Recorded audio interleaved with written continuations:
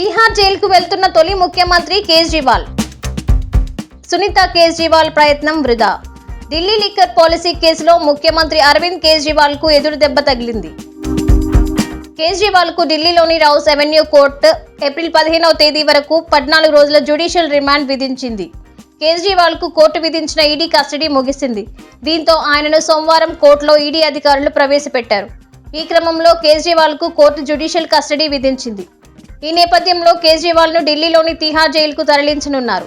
ఓ ముఖ్యమంత్రి తిహార్ జైలుకు వెళ్లడం దేశంలో ఇదే తొలిసారి కావడం గమనార్హం. అయితే గత నెల 22న కేజ్రీవాల్ ను ఈడీ అరెస్ట్ చేసిన సంగతి తెలిసిందే. అయితే ఈ సంఘటనపై తాజాగా ఆయన భార్య సునీత కేజ్రీవాల్ స్పందించారు. తన భర్త నిజమైన దేశభక్తుడని, కోర్టులో వాస్తవాలు చెప్పడానికి ఎంతో ధైర్యం కావాలని సునీత కేజ్రీవాల్ అన్నారు. ఆమె శుక్రవారం కేజ్రీవాల్ ను ఆశీర్వదించండి అంటూ వాట్సాప్ ప్రచారాన్ని ప్రారంభించి ఓ వీడియోను కూడా విడుదల చేశారు. మద్యం పాలసీకి సంబంధించిన మనీ లాండరింగ్ కేసులో ఈడీ కస్టడీలో ఉన్న తన భర్తకు మద్దతు ఇవ్వాలని ప్రజలను కోరారు. తన భర్త కేజ్రీవాల్ నియంత్రణ శక్తులకు సవాల్ చేస్తున్నారని, ఈ టైంలో ఆయనకు మనందరి మద్దతు కావాలని కోరారు.